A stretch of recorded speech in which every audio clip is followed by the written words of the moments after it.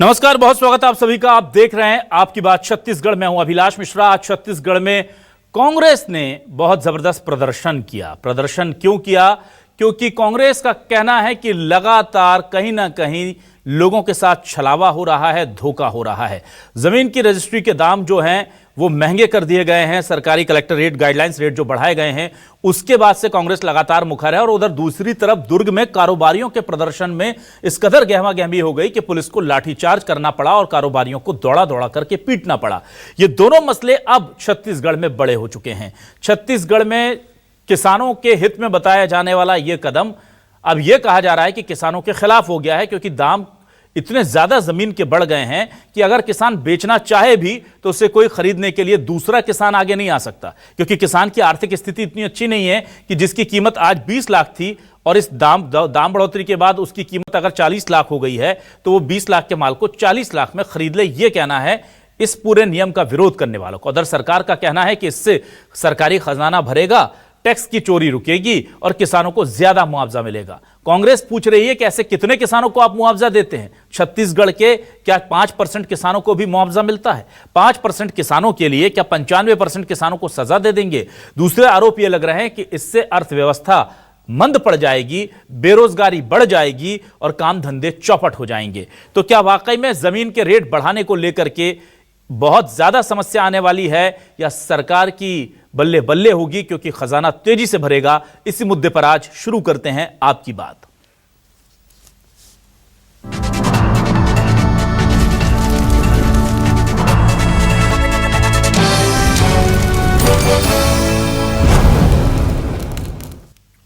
आइए सबसे पहले देखते हैं कि आम जनता का क्या कहना है इस पूरे मामले को लेकर, कारोबारियों का क्या कहना है, लोगों का क्या कहना है जो उसका विरोध कर रहे हैं। सुनिए। किसान के यहाँ अगर किसी तरह का प्रॉब्लम आ जाता है, किसी की बीमारी हो जाती है, किसी बच्चे को हायर एजुकेशन के लिए बाहर भेजना पड़ता है, नहीं कर पाएगा। तो हम तो इस गाइडलाइन का आवेदन दे रहे हैं, मंत्रियों से मिले, सीएम साहब से मिले हैं। पहले 10%, 15%, 20%, 25% बढ़ता था, उसे 50% बढ़ा दिया जाए, 30% बढ़ा दिया जाए और पुरानी गाइडलाइन को ही परसेंटेज में वृद्धि करके लागू कर दिया जाए कि डेट में 50 लाख में रजिस्ट्री होगी तो ऑटोमेटिक खर्चा जो हो जाएगा वो 5.5 लाख रुपए का, जो पहले 1,50,000 रुपये होता था, तो ऑटोमेटिक 500 गुना आदमी की जेब पे भारी पड़ेगा ये चीज। जो भी जमीनें हैं उसमें मैक्सिमम 10 से 15% ही व्यापारी लोग खरीदते हैं और गाइडलाइन के हिसाब से जो खरीदी बिक्री उन लोग को करना बहुत ही कठिन है और शायद उनकी जमीन अब बिकना बंद ही हो गई होगी। वहीं इस पूरे मामले को लेकर कांग्रेस का सीधा हमला है, सीधा आरोप है। उनका कहना है कि जमीन के अंधाधुंध रेट बढ़ा देने से किसानों का भला नहीं होगा बल्कि किसानों को नुकसान होगा, क्योंकि उनकी जमीन को कोई खरीदेगा नहीं। दूसरा उनका कहना था कि अभी की स्थिति यह थी कि वो यहां पर 1 एकड़ जमीन अच्छी जगह की प्राइम लोकेशन की बेचते थे और दूर दराज में 3-4 एकड़ की जमीन ले लेते थे, जो अब मुमकिन नहीं होगा क्योंकि लगभग बराबर रेट कर दिए हैं हाईवे के या सड़क के किनारे के भी और दूर दराज के भी। तो ये विसंगतियां उनको लेकर के वो उजागर कर रहे हैं। बीजेपी कह रही है कि इनके जमाने में टैक्स चोरी हुई है और कांग्रेस ने टैक्स चोरी करके बहुत मोटी मोटी जमीनें जो हैं अपने नेताओं के नाम करा दी हैं। इस तरह के आरोप प्रत्यारोप हो रहे हैं। सुनिए बीजेपी और कांग्रेस को। 10 गुना जमीन गाइडलाइन की रेट सरकार ने बढ़ा दी है। इससे कहीं ना कहीं जबरदस्त पूरे प्रदेश में आक्रोश है।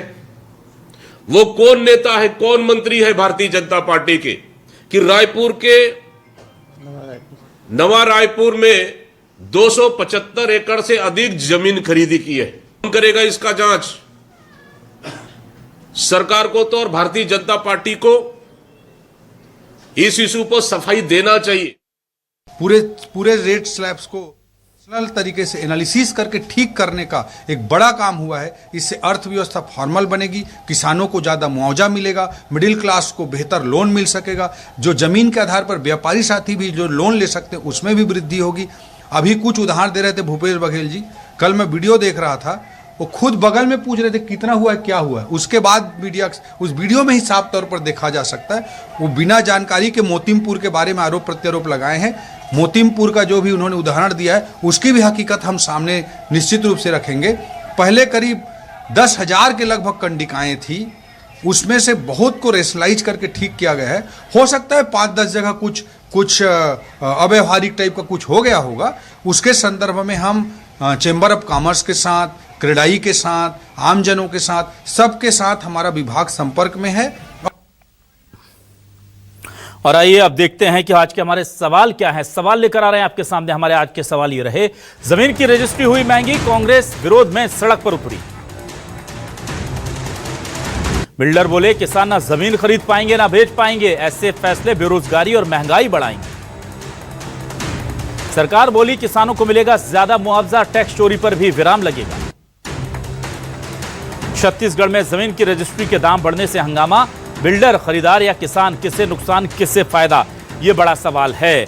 और आपको बता दें कि दरअसल ये मामला क्या है। देखिए, मामला यह है कि पिछले कई सालों से जो रजिस्ट्री के दाम होते हैं, मतलब टैक्स जो होता है सीधे तौर पर, अगर आप अपनी जमीन को बेचते हैं तो उस पर सरकार को जो टैक्स देते हैं रजिस्ट्री के तौर पर, रजिस्ट्री शुल्क के तौर पर, उसके दाम नहीं बढ़े थे।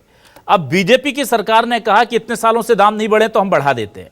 सभी बढ़ाते हैं भाई दाम, लेकिन कांग्रेस का और इन कारोबारियों का आरोप यह, दुर्ग में देखिए क्या पिटाई की गई है, इन कारोबारियों की काले झंडे दिखा रहे थे जो, इनका आरोप यह है कि दाम बढ़ाए जाते हैं 10%, 20%, 30%, 40%, 50%। सरकार ने दाम बढ़ा दिए हैं सीधे सीधे 100 से 200, 300, 400% तक। और इसे लेकर ये लोग विरोध प्रदर्शन कर रहे हैं। कुछ दिनों पहले किरण सिंहदेव जो हैं बीजेपी के प्रदेश अध्यक्ष, उनके काफिले को रोक करके भी यहां पर ज्ञापन सौंपा गया था, उन्हें इस मामले में कहा गया था।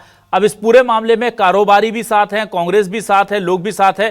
किसान की स्थिति अभी स्पष्ट नहीं हो पा रही कि किसानों को इसमें फायदा होगा कि नुकसान, लेकिन यह कहा जा रहा है कि किसानों को मुआवजा ज्यादा मिलेगा क्योंकि सर्कल रेट बढ़ गया, सरकारी रेट से नीचे मुआवजा दे नहीं सकते। पर प्रॉब्लम यहां पर यह है कि किसानों को, कितने किसानों को मुआवजा मिलता है। फर्ज कीजिए कि छत्तीसगढ़ में 5 लाख किसान है, फर्ज कीजिए, तो क्या 50,000 को भी मुआवजा मिल पाता है किसी योजना का? सवाल यह है कि 10-20% किसानों को मुआवजा आप ज्यादा दिलवा देंगे, लेकिन बाकी के 80% किसान अगर घाटे में रहेंगे तो काम कैसे चलेगा? इसी को लेकर यह पूरा विरोध प्रदर्शन चल रहा है।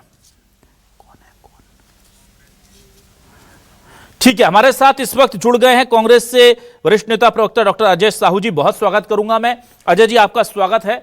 अजय जी, सबसे पहले आपसे यह जानना चाहता हूं, बीजेपी के तमाम नेता, ओपी चौधरी साहब और तमाम लोग कह रहे हैं किसानों को हम मुआवजा ज्यादा दिलवा देंगे इसकी वजह से, पर सवाल यही है जो कांग्रेस उठा रही कि कितने लोगों को मुआवजा मिल जाता है? 90% तो किसान फिर महरूम रह जाएंगे। पर क्या वाकई में ये दलील जो है किसानों के फायदे के लिए है कि उनको मुआवजा ज्यादा मिलेगा?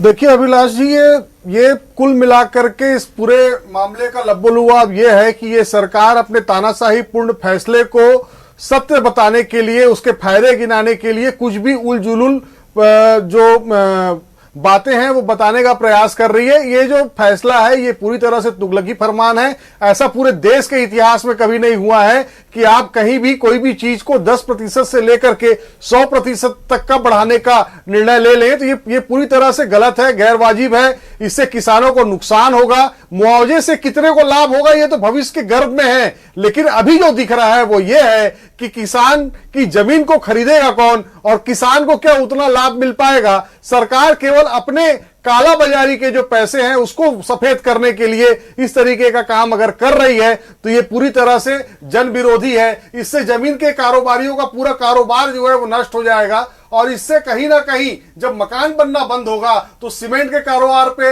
हार्डवेयर के कारोबार पे, सीमेंट के रेत के कारोबार पे, इस तरीके से जो भी भवन निर्माण सामग्री का व्यवसाय होता है वो भी प्रभावित होगा। और उसके साथ साथ अगर मकान नहीं बनेंगे तो जो गरीब मजदूर है उसके घर में भी रोजी रोटी के लाले पड़ जाएंगे। तो ये सारी स्थितियों का आकलन किए बगैर इस तरीके से 10 से 100% तक रेट का बढ़ाना बहुत ही विसंगतिपूर्ण है। सरकार को अपने इस निर्णय को वापस लेना चाहिए। निश्चित तौर पर पिछले 8 वर्षों में रेट नहीं बढ़े थे।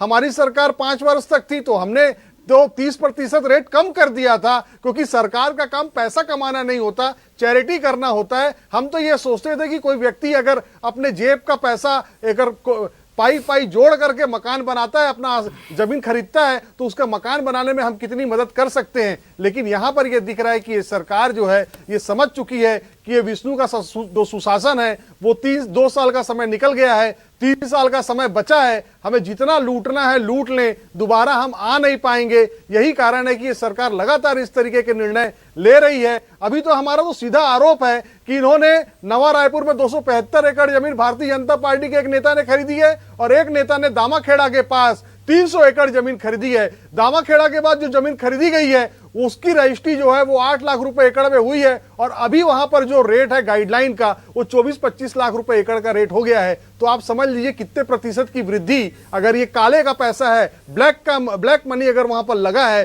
तो कितना पैसा व्हाइट हो गया, 3 गुना पैसा व्हाइट हो गया। इसी तरीके से जो नवा रायपुर में रजिस्ट्री हुई है ये जानकार बताते हैं कि 15-16 लाख रुपए एकड़ में हुई है, 300 एकड़ 275 एकड़ की रजिस्ट्री और आज वहां पर जो है रेट 50 लाख रुपए से ऊपर हो गया है। तो इस तरीके की जो चीजें अपने लाभ के लिए गरीब आदमी के, आम आदमी के जेब में डाका डालने का काम जो ये विष्णु के सुशासन का दम भरने वाली सरकार कर रही है, कतई उचित नहीं है। सरकार को निर्णय वापस लेना होगा और कोई व्यक्ति अगर लोकतांत्रिक तरीके से सड़क में उतर करके विरोध दर्ज कर रहा है तो आप इस तरीके से मार रहे हैं। लोग प्रदेश भर में जो अपराधी हैं, ठीक है अजय जी, ठीक है, आऊंगा आपके पास दोबारा। लोकतांत्रिक तरीके से कोई व्यक्ति अगर, अजय जी आऊंगा आपके पास दोबारा। हमारे साथ किसान नेता वेगेंद्र सोनवेर जी जुड़ गए हैं, उनसे स्थिति स्पष्ट करा लेते हैं। भाई कारोबारी तो नाराज हैं, विपक्ष नाराज है, लेकिन यह दलील दी जा रही है कि किसानों को बहुत अच्छा मुआवजा मिल जाएगा। तो वेगेंद्र जी सबसे बड़ा सवाल यह है कि कितने किसानों को मुआवजा मिलता है छत्तीसगढ़ में? अगर 100 किसान है तो कितने % लोगों को फायदा होगा? और क्या आपको उम्मीद है, क्योंकि अभी भी जो मुआवजे की रकम है वो भी किसान आरोप लगाते हैं कि पूरी नहीं मिलती उनको, तो आप बड़ा भले ही दीजिए, एग्जीक्यूट अगर नहीं करेंगे उतना तो फायदा क्या फिर? देखिए साहब, कोई भी इंप्लीमेंट ये धरातल पे लाते हैं क्या, कहते कुछ है और करते कुछ है। आज ये रेट बढ़ाने के लिए वन साइडेड बढ़ा दिए और कह रहे हैं कि आपको इसका मुआवजा ज्यादा मिलेगा। अरे भाई, देते समय तो किसानों के लिए आप लोग 17 एलिगेशन लगा देते हैं। अभी भी जो है किसानों के लिए ये एलिगेशन लगा दिए। अगर किसान की जमीन कोई डाइवर्टेड है, अगर वो उसमें आ गई अधिग्रहण क्षेत्र में, तो वहां पे भी आपको हेक्टेयर में मुआवजा मिलेगा। मतलब आपकी नियत तो गोलमाल है। और छत्तीसगढ़ में ये स्थिति है, मेरी जानकारी में आई है कि विजय शर्मा जी स्वयं आज की तारीख में 300 एकड़ कवर्धा में जमीन लिए हैं। अब पता नहीं भाई, इतना 2 साल में इतना पैसा आ कहां से जाता है नेताओं के पास। तो निश्चित तौर पे जैसे अजय जी ने कहा कि ये ब्लैक मनी को व्हाइट करने की साजिश है, तो ये निश्चित तौर पे ये सारी चीजें जो है, वैसे भी भ्रष्टाचार तो छत्तीसगढ़ में चरम सीमा पे है। किसान भी परेशान है और किसानों को एकमुश्त धान का भुगतान करेंगे कहा था इन्होंने, परंतु वो भी नहीं दे पाए इन लोग। इसको भी 2310 रुपए दे रहे हैं और बाद में उनको बाकी देंगे बोलते हैं जी। तो ये इनकी कथनी और करनी बहुत अंतर है अभिलाष जी। ठीक है, ये बड़ा सवाल है।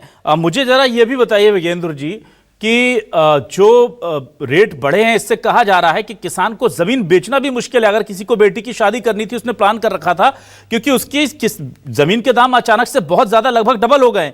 अब तुरंत तो उसको ग्राहक मिलने से रहा।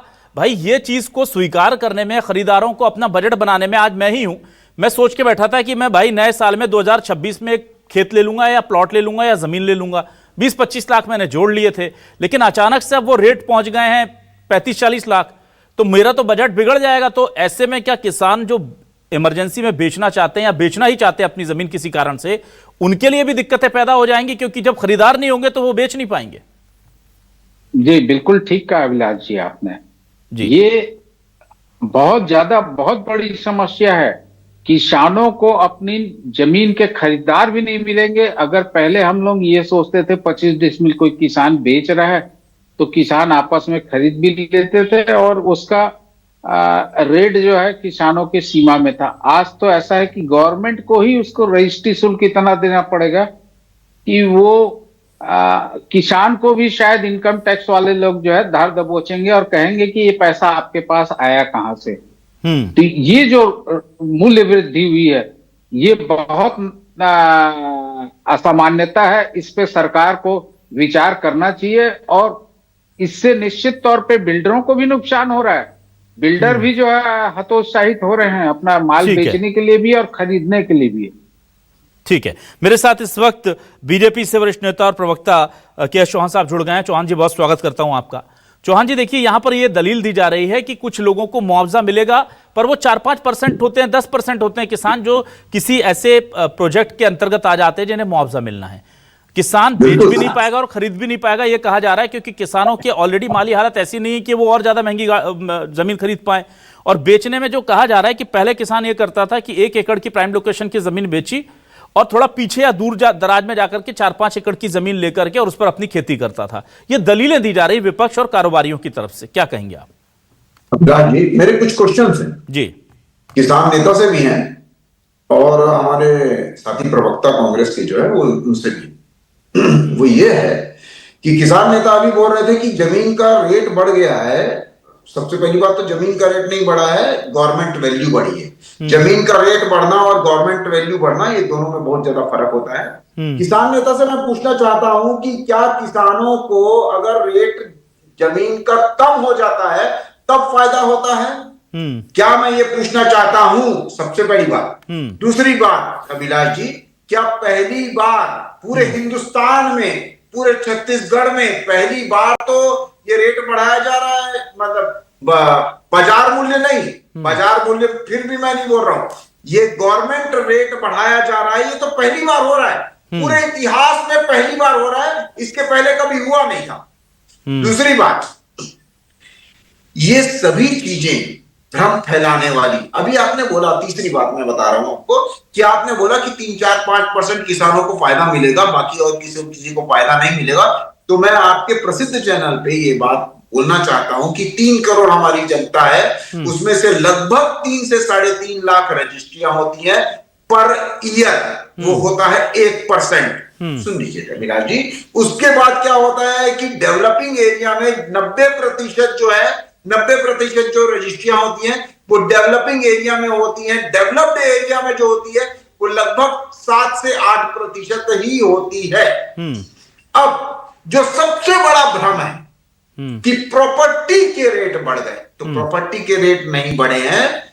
मैं फिर से आपको क्लियर कर देना चाहता हूं, हमारे दर्शक को भी क्लियर कर देना चाहता हूं कि मान लीजिए कि 1 करोड़ की जो प्रॉपर्टी थी वो 1 करोड़ की ही रहेगी। अब उसकी जो गवर्नमेंट वैल्यू थी, जो 40 लाख रुपए थी, जो 40 लाख रुपए के हिसाब से हम लोग शुल्क भरते थे, रजिस्ट्री भरते थे, अब वो 1 करोड़ रुपए के हिसाब से हम रजिस्ट्री का शुल्क भरेंगे। ये जो विसंगति को मिटाने की जो कोशिश की गई है वो ये की गई है। इसके 5 फायदे मैं आपको बता देता हूं आपके प्रसिद्ध चैनल। सबसे बड़ा फायदा, किसानों को जो मुआवजा है वो तो गवर्नमेंट को खरीदना है, गवर्नमेंट को खरीदना है तो किसानों को, किसान गवर्नमेंट वैल्यू के हिसाब से खरीदेगी, ना कि मार्केट वैल्यू के हिसाब से खरीदती है, पहला।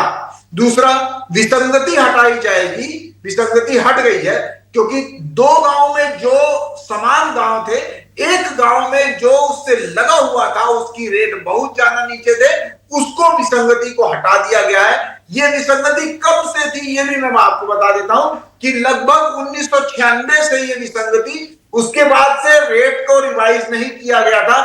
रोड के एक साइड 2000 रुपए एकड़ और दूसरी साइड 400 रुपए एकड़, 400 रुपए पर स्क्वायर फीट और दूसरी साइड 2000 रुपए पर स्क्वायर फीट या उससे भी ज्यादा, तो कहीं कहीं तो 22 गुना भी फर्क है। तो ये सभी चीजें भी हटाई गई है, विसंगति। तीसरी मैं बात बता देता हूं आपको कि सरकारी खजाने में बिल्कुल इजाफा होगा 1200 करोड़ रुपए का, और वो किसको, वो कहां रखेगा? कोई नेता अपने घर में नहीं लेके जा रहा है, पार्टी अपने घर में नहीं लेके जा रही है, ये सरकार का पैसा है। सरकार मतलब सरकार है, मतलब छत्तीसगढ़ का पैसा है और छत्तीसगढ़ के पैसे को आए। तीसरी बात, चौथी बात यह है कि काला धन जो है वो खत्म होगा। जो काला धन खपाया जाता था पिछली भूपेश सरकार में, और जो फायदा दिलवाया जाता था, जो आते ही साथ 30% आपने कम कर दिया, ये आपको जो अपने फायदा पहुंचाने के लिए सब किया वो हटेगा। 5वां, अगर आप ऐसा नहीं करते और साल दर साल थोड़ा जो मार्केट वैल्यू के हिसाब से है उसके हिसाब से बढ़ाते, तो हमारे को इतना बढ़ाने की जरूरत नहीं पड़ती। छठवां ये है कि रेट का रेशनलाइजेशन है। एक एक जो नगरीय निकाय जो जगह है वो उसका जहां पर 60 वार्ड है या 70 वार्ड है, एक 2 वार्ड का एकदम नीचे रेट था, उसको जो 30-40 के रेट है, 30-40 वार्ड के जो रेट है, जो एवरेज रेट है, जो उस लोकेशन के रेट है, उस लोकेशन के हिसाब से लाया जा रहा है, रेट का रैशनलाइजेशन किया जा रहा है। ये छठवां फायदा है। ठीक है, बस बहुत ठीक है। आप ऐसे 10-20 गिना देंगे। एक सिंपल सा लॉजिक मुझे बताइए साहब, आप कह रहे हैं कि चोरी होती थी, मान लीजिए 20 लाख की चीज थी, 50 में बिकती थी क्योंकि उस पर टैक्स कम था, अब हमने टैक्स बढ़ा दिया, तो ये इस टैक्स बढ़ाने से इस बात की गारंटी कैसे मिल रही कि जो चोरी हो रही थी वो रुक जाएगी? वो उस 50 को बढ़ा करके वो 50 को बढ़ा करके उधर 80 कर देंगे, तो एंड यूजर पर असली बायर पर ही लोड जाना है। आपकी क्या कोई बात हुई है बिल्डर से कि भाई आप मत भरना? सुन लीजिए, बहुत ही अच्छी बात। काला धन जो होता है, आप भी जानते हैं, आप भी वरिष्ठ पत्रकार हैं, आप भी बहुत ज्यादा इकोनॉमिस्ट लोग से मिले भी हुए हैं। काला धन जिस भी राष्ट्र में सबसे ज्यादा रहेगा, उस राष्ट्र की सबसे ज्यादा इकोनॉमी नीचे रहेगी। जैसे जैसे काला धन कम होता जाएगा और व्हाइट में सभी चीजें होती जाएंगी, वैसे वैसे हमारी इकोनॉमी बढ़ती जाएगी।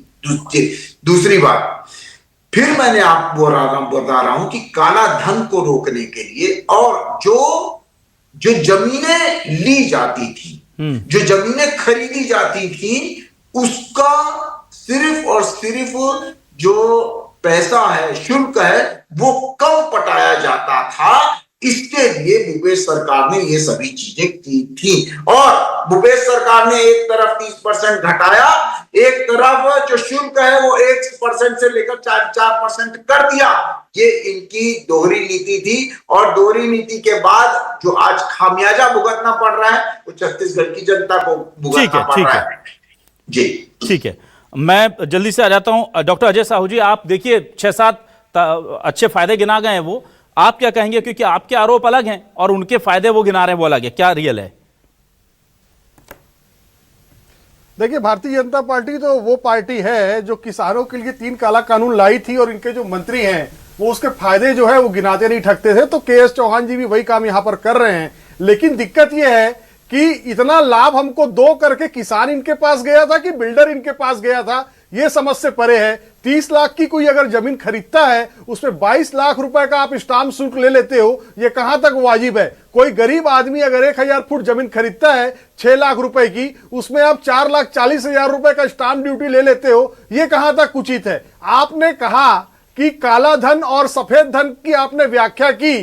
क्या जो टेंडर नोट है वो इलीगल है? जो भारत सरकार ने नोट छापे हैं और वो नकदी में लेन देन हो रहा है, क्या वो इलीगल है? आप उसका अपमान नहीं कर रहे हो? क्या नकदी में लेन देन करना बंद है तो आप टेंडर नोट बंद कर दीजिए, सब कुछ डिजिटलाइज कर दीजिए। मोदी जी ने कहा था डिजिटल भारत, क्या डिजिटल भारत बन पाया? आपने अपने मंशा के लिए, अपने लाभ के लिए, अपने नेताओं के द्वारा काले धन के माध्यम से जो जमीनें खरीदी गई हैं उनकी वैल्यू बढ़ाने के लिए आपने गरीब आदमी के जेब में डाका डालने का काम किया है। छत्तीसगढ़ की जनता देख रही है कि महतारी वंदन में 1000 रुपए दे करके किस तरीके से आप बिजली के दाम बढ़ाते हैं, किस तरीके से आप रजिस्ट्री के दाम बढ़ाते हैं। अरे आप कहते हो ना कि भूपेश सरकार ने 30% कम किया, तो भूपेश सरकार ने 30% कम करके छत्तीसगढ़ के लोगों को राहत देने का काम किया और आप जो है ये 100% कहां बढ़ता है? लगातार डॉक्टर रमन सिंह जी ने हर साल 10%, 20% बढ़ाने का काम किया।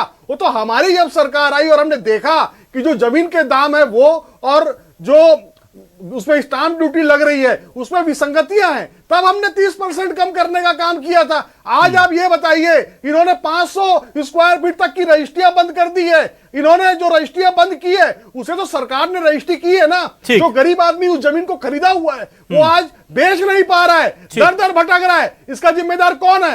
आप आज जो स्टाम्प ड्यूटी लोगे, अभिलाष जी मैं अभी खत्म कर रहा हूं, मैं ये कहता हूं अभिलाष जी, ये जो स्टाम्प ड्यूटी लेंगे क्या ये गारंटी देंगे कि ये बायर को क्या सुविधाएं देंगे? क्या उसकी जमीन में कभी कब्जा नहीं होगा? क्या उसके साथ धोखाधड़ी नहीं होगी? अरे आपको केवल एविडेंस, बनने का पैसा दिया जा रहा है। जमीन खरीद कोई रहा है, बेच कोई रहा है, आप बीच में केवल साक्षी हो कि ये डील हो रही है, उसका पैसा आपको मिल रहा है, आप उसकी जेब में टाका डालने का काम कर रहे हैं और यहाँ पर बैठ करके आप सफाई दे रहे हो कि हमने उचित किया है। ठीक है, शर्म आनी चाहिए आपको। ठीक है, और के.एस. चौहान साहब ने जो बातें कही किसानों को लेकर के, फायदे को लेकर के, उससे कितने सहमत हैं आप?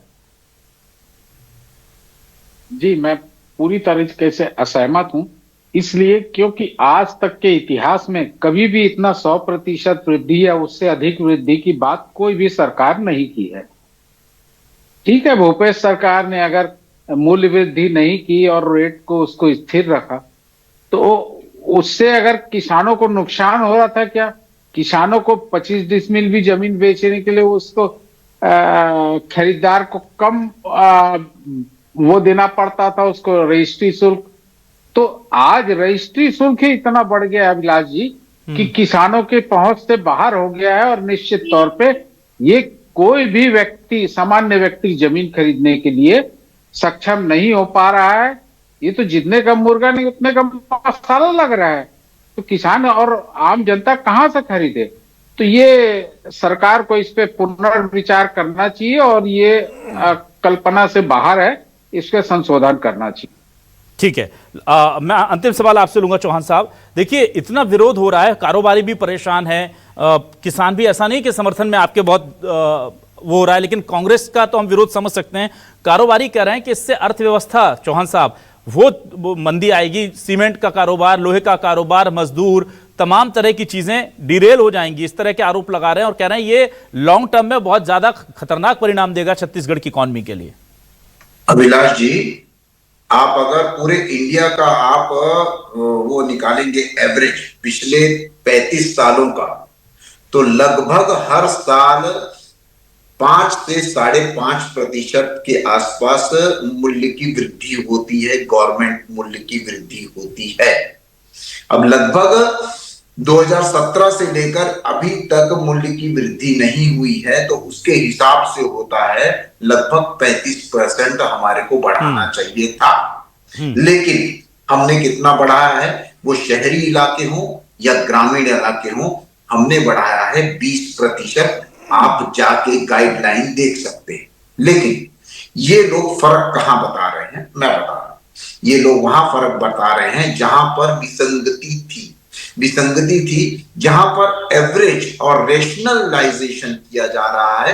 जैसे 60 वार्ड में अगर 2 वार्ड में नीचे है, उसको ऊपर लाया जा रहा है, तो उसको वो 2 वार्ड का गिना जा रहा है, पूरे 60 वार्ड का नहीं गिना जा रहा है। एवरेज आप देखेंगे तो 20% की ही वृद्धि हुई है। मैं किसान नेता को ये पूछना चाहता हूं कि क्या किसान नेता जी, आपने ये देखा है कि एवरेज 100% बढ़ रहा है कहीं? और मेरे को ये बता दीजिए कि कहां बढ़ा है। मैं ये मानता हूं कि 60 वार्ड में से 2 वार्ड में रेशनलाइजेशन के लिए ऊपर आया होगा। दूसरी बात, आपने अभी 1 मिनट, आपने बहुत ही गंभीर आरोप लगाया है, मैं उस बात का खंडन करता हूं कि ये बात ये है कि विजय शर्मा जी ने 200 एकड़ खरीदी है। आप मेरे को 2 एकड़ की रजिस्ट्री बताए किसान नेता, सिर्फ 2 एकड़ की विजय शर्मा जी ने खरीदा हो। आप जहां पर बोल रहे हैं, आप मेरे को दिखाए, और मैं आज के बाद डिबेट में नहीं बैठूंगा, मैं चैलेंज करता हूं।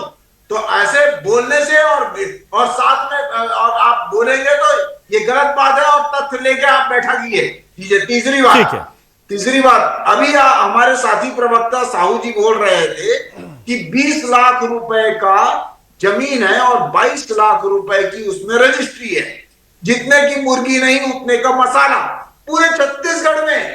अभिलाष जी, आपके प्रसिद्ध चैनल में मैं छाती ठोक के बोलता हूं और चैलेंज देता हूं इनको कि जहां पर जो मुर्गी है वो मसाले से कम है, वो आप मेरे को लाके दिखा दो।